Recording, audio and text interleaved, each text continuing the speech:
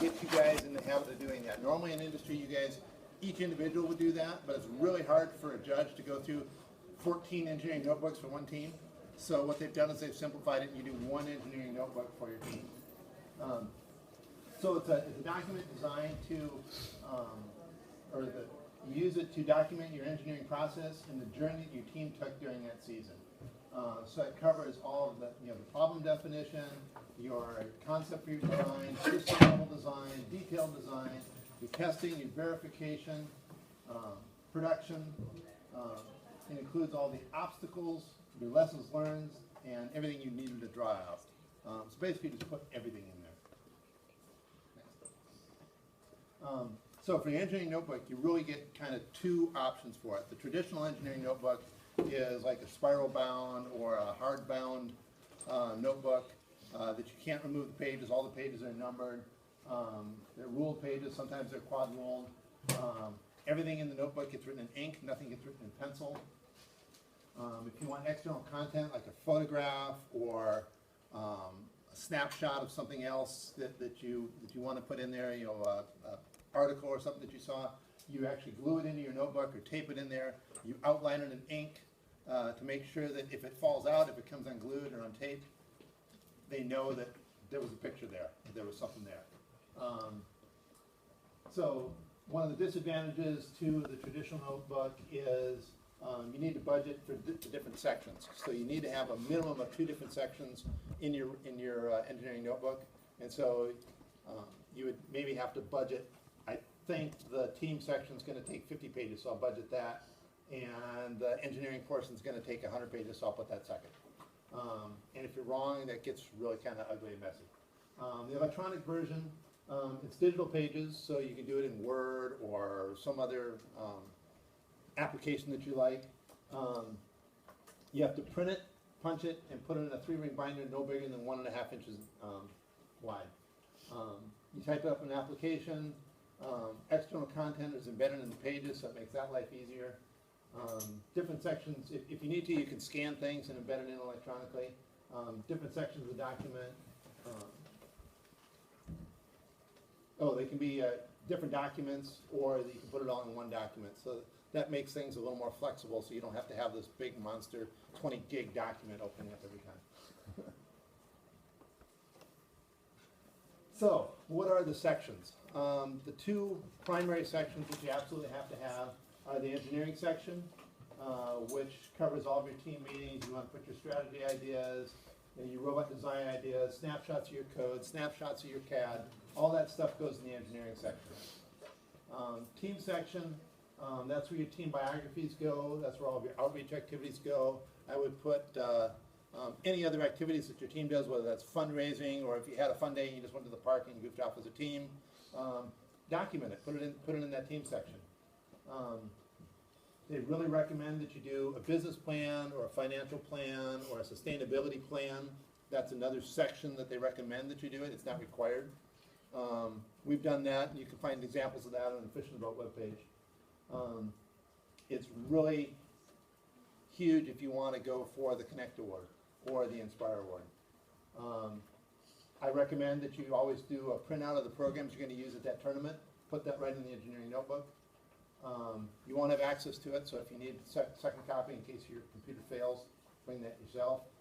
Bill of materials, same way, that's required to be in there.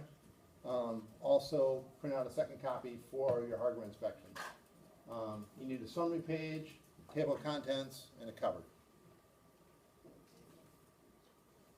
So what goes in it? Everything. Everything you do all year long. This is something that rookie teams actually tend to do better than veteran teams at this. Get it right the first time, and it'll save you a lot of headaches. So an outsider should be able to pick up your engineering notebook and kind of thumb through it and get a sense for the journey that your team took, and the process, the things that worked, the things that didn't work, and almost recreate what you did over the season by looking through your engineering notebook. It should include your strategies, your designs, any modifications you do to your robot. The plug for the projector is really loose on these things. Fundraising, sponsor pitches, successes, failures, use photos, screenshots of your CAD and code, sketches, anything like that. Try to get at least one on each page to break up all the text. It looks better, and judges really like looking at pictures and diagrams. Lots of pictures, lots of diagrams. They say a picture carries 1,000 words. You can get a lot more stuff in your engineering notebook with pictures. So we actually put pictures like every day that we document. And so then judges can just flip through it and see how the robot progressed like throughout the whole season. And these pictures are actually really good for judges. Yep. So Motorbolts, was it 2 years ago you guys won the Think Award at state? Bring it up, yeah. So they've been doing a fantastic job with the engineering notebook, and I'm sure you can look through theirs. We brought ours too. If you guys want to thumb through and look through it, you're welcome to do so. It may actually be out on our webpage too. What? Yeah. What did you say? Would you repeat that last thing? It may be out on our webpage, and we'll see if we can get it out there. If it's not out there, we'll do a PDF of it so it's a little smaller to download, because it is about 20 gigabytes. It's huge.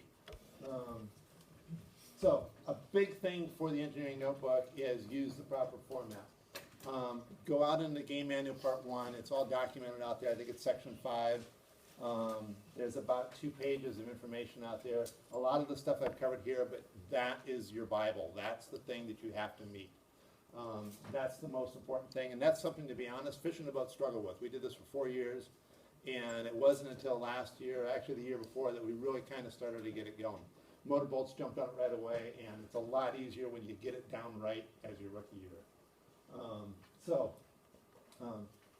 New page at the beginning of every single meeting. Put the date, start and stop times. You start out with 2 columns, a tasks and a reflections column, and there'll be examples in both our notebooks. Below the task and reflection columns, you can have pretty much anything else that you want to cover. If you want diagrams of your robot, or technical information, or kind of some other pertinent information, that's where you put that. It's kind of below that tasks and reflections columns. All entries should be dated and initial. Everyone on the team should be making entries, so it doesn't just look like we took one person and that person got stuck doing the notebook. Everybody should be doing entries. That doesn't mean every meeting everybody needs to do an entry, but spread it around. Get that different flavor from different members. If you're doing a written one, it's got to be in permanent ink, and photos and things like that. Anything needs to be taped or posted in, it should be outlined in permanent ink.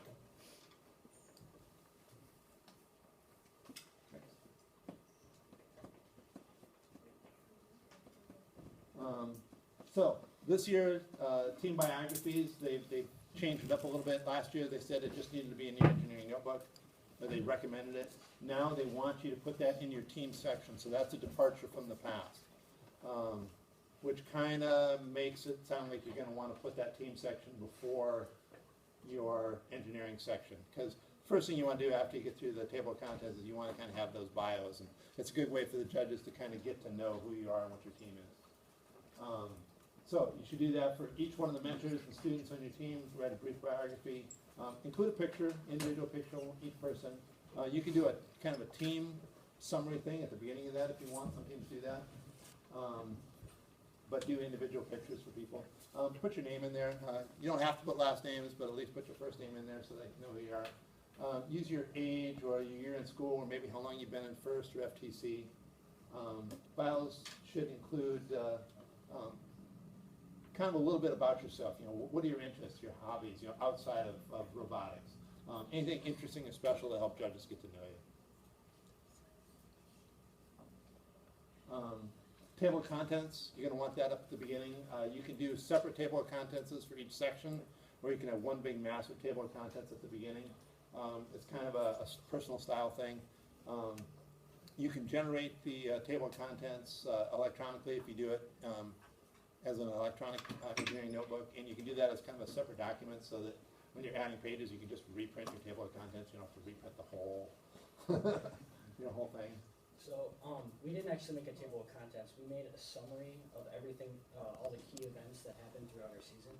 So like first brainstorming, like what exactly we wanted to do, which scored the most, what things in the game that would score the most points, etc.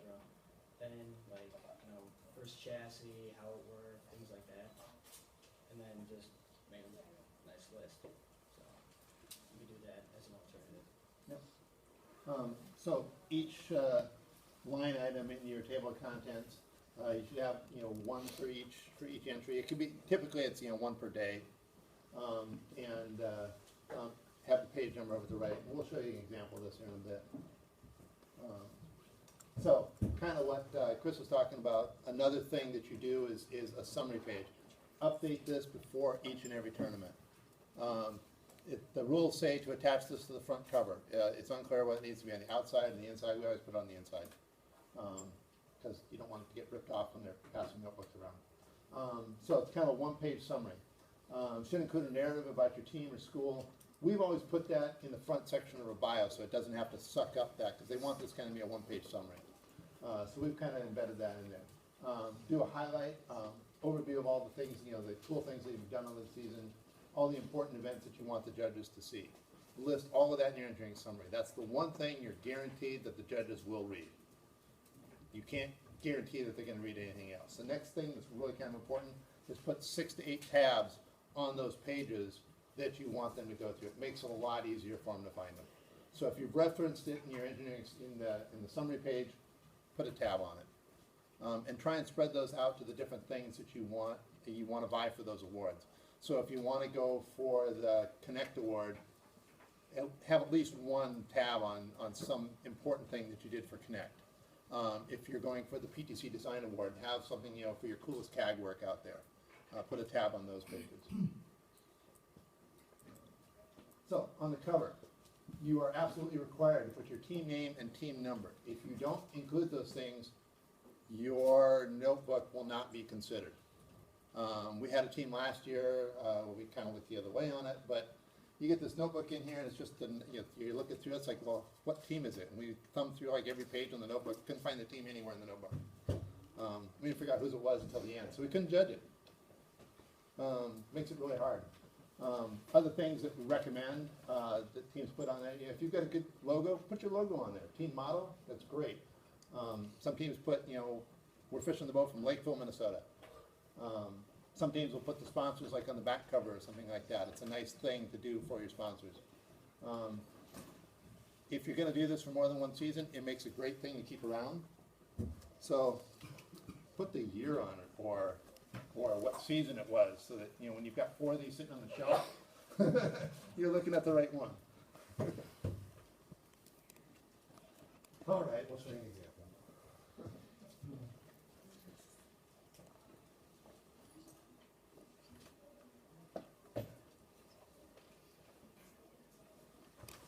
So this is the example they linked to out on the first web page. It's in the game manual. There's a link to this one. It's by the Bounty Hunters out in New York.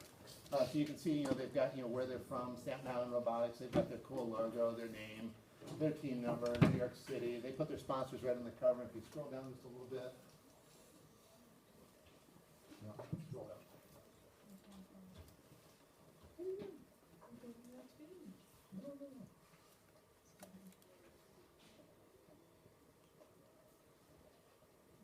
They put kind of their mantra, their motto right on the bottom there. That's a cool touch.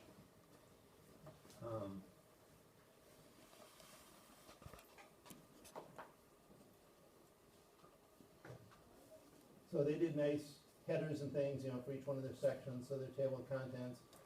You can see in here, so each entry there is kind of their date, the special things, that had a title. They had like New Jersey FTC qualifier number 1. And so that's in section C, page 53. So that's the type of stuff that you want to see in your engineering notebook table of contents. They kind of broke out each section, so you can see section B was kind of their preseason activities. Section C was the work that they did, from kickoff and on. So I think they had 4 sections in their document. So you kind of want to break that up. You can either do that at the top of each section, or you can have one big massive table of contents at the beginning. That's what I was like. Zip down into it. So you can see stuff in one of the bios. So that's a good example of a bio thing. You got a picture of the person, their name, and a paragraph or so about that person. Do that for all the students and the mentors. sit down so you can see one of the tables. So this is an example here of the tasks and reflections table. So at the top, they've got the entry of the title. That's typically how you build your table of contents from that.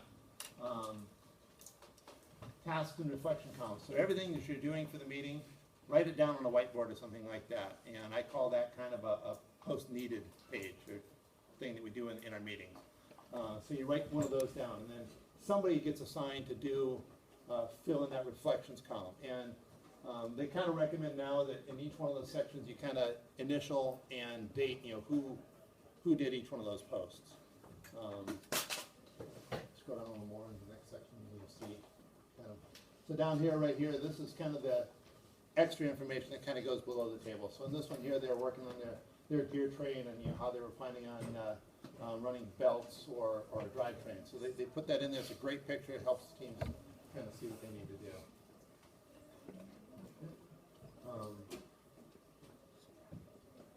Scroll way to the bottom of this.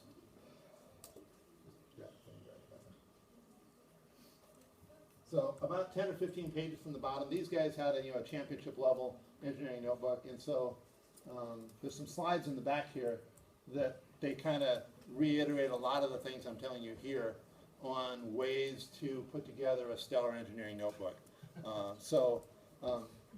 Use some of their stuff, use some of our stuff, Google things out on the internet, find good examples of engineering notebooks. You can go out and find the teams that won the Think Award at the World Championships, and a lot of them have their stuff posted. So you can see past years, great engineering notebooks. All right, you can see how it goes.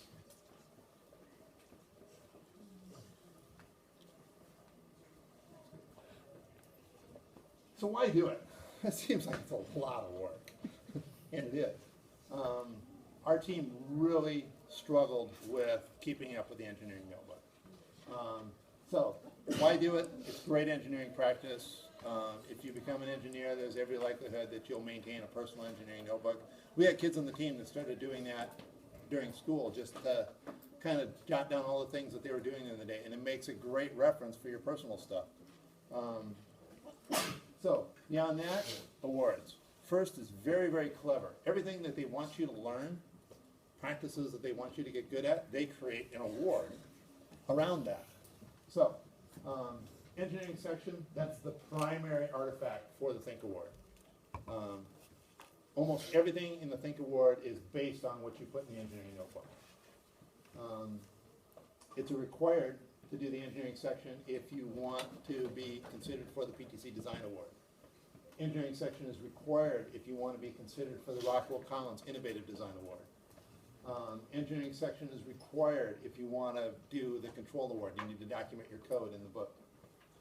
It's highly recommended that you fill out the team section for the Connect Award. That's where you're going to want to put all of your engineering contacts and your sponsorship pitches and all that stuff.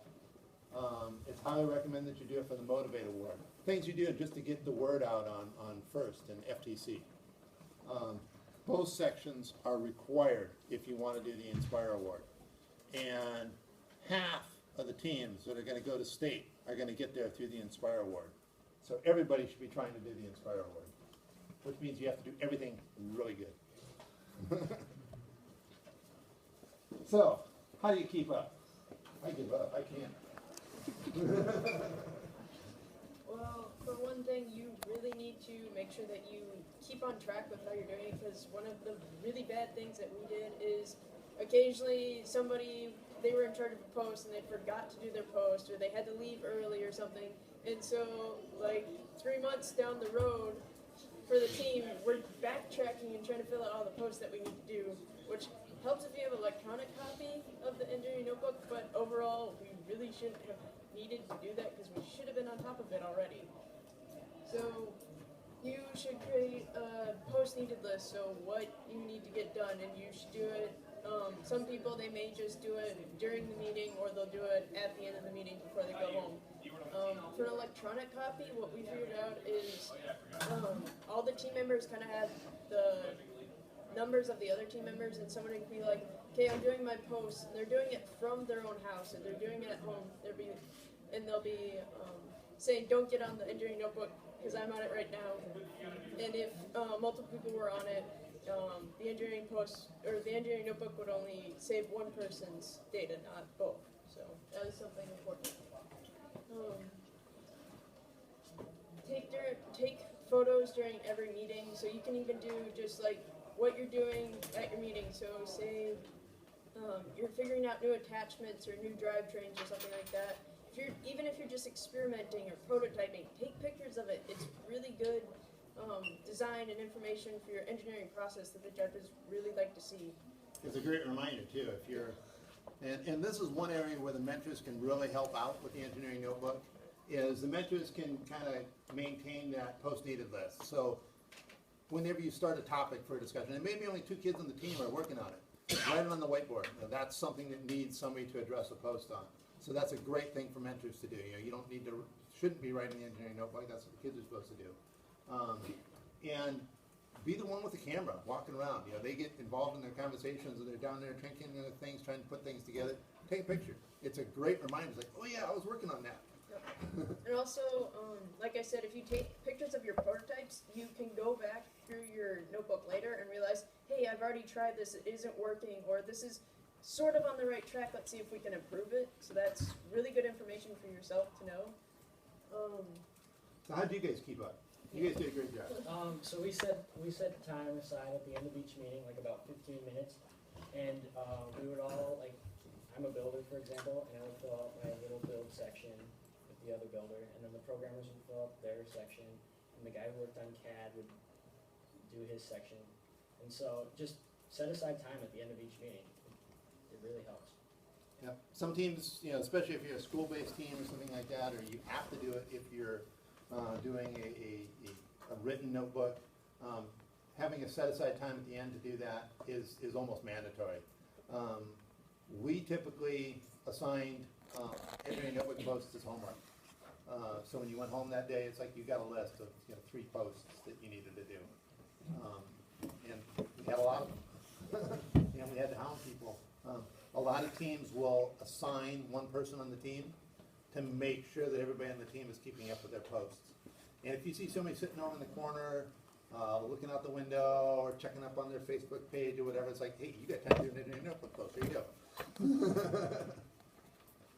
Greatly keep people on task. Two quick questions. Is there a judging bias or preference between online and hard notebooks? There's not supposed to be. There's specific things in the judging materials and in the game manual that says there is no bias given. So there should not be. Okay.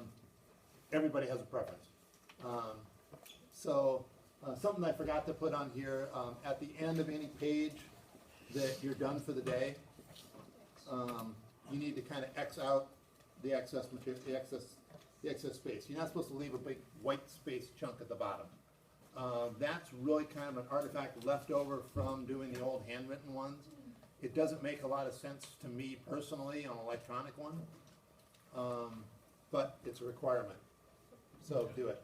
The second question was, you had said 1 entry per day, and you had said 1 entry per team, and I was thinking every member should put an entry in, at least 1 entry, every session. Because it seems easier to make sure everybody's doing it if you make sure everybody does it. It's not a requirement. Everybody should be making entries, but they don't have to be every day. I mean, it's kind of a personal preference on each team on how they want to do that. There are some teams that, I think last year we had a team that had 14 people on it up in the things. They had 14 people on the team. If you've got 14 people doing an engineering post for every single meeting, you're never going to get close to getting that in a 1.5-inch binder. There will be so much information, and a lot of it will just get repeated over and over and over again. So you'll have to kind of weigh that. If you've got 4 people on the team, it may make sense to have everybody do a post. Personal preference, I guess. Like, when you said the initial on the electronic copy, would you redo that like after you print it out, but like have the date on there, or would you have to like print it out right after you like typed it up and then? I just initial dated in the thing. Just put your initials in there so they know who it was. They used to have a block at the bottom that had a section over on the left side that said, you know, who made the post, and then another block over on the right on the bottom that said who reviewed it. And I saw that on hundreds and hundreds and hundreds of engineering notebooks, and I never saw it filled out, ever. I've been to maybe 50 tournaments, and I never see that section filled out. So it just kind of became this thing that's like, well, it's really hard if you've got 4 people contributing to a post during a day, to have 4 people signing in down there. So it makes it really easy just to initial the post that you did and put it. Date should be a self-evident, but the instructions in the game manual part 1 say initial and date. Any other quick questions right now, or? And the next one? Sure. So, some resources. Game manual part 1, that is your Bible. That is the absolute thing you have to adhere to. So double check everything that we've said here today. We could have got something wrong. There is another section in the Mentor's Guide. It says mostly the same thing, but they rephrase it a little different, they structure it a little different. Because it's geared more towards the mentors helping the students do the engineering notebook. So that's a great resource. First forums, there will always be questions about, you know, how do you need to do this on the engineering notebook? Or if you've got a question, you can post out there on the forums, what are you guys doing about this? You know, it's something we haven't seen, you know, something we came across. How's the community doing with it? Chief Delphi is another great resource. They've got the main page. They've got a subsection for FTC. There's a lot of stuff in there. I highly recommend that you assign one person on the team, one student on the team, to check the first forums and Chief Delphi forums at least weekly. As mentors, I would encourage you guys to do that as well. And Google examples. If you go out and search FTC engineering notebooks, you will find hundreds of them out there on Google. Yeah. I don't know if you guys have yours posted online. We recommend for your engineering notebook to use Google Docs or Google Drive, because then everyone can work on it at the same time, and it'll save, and it has an auto save feature, so everything saves. Any other questions? One, did you try Google Dropbox? I haven't. We use Dropbox for that's where we stored it. It works pretty well, but we had so much stuff that it actually got to the point where ours is about full. So it just. So, any other questions? You guys want to get to the game reveal?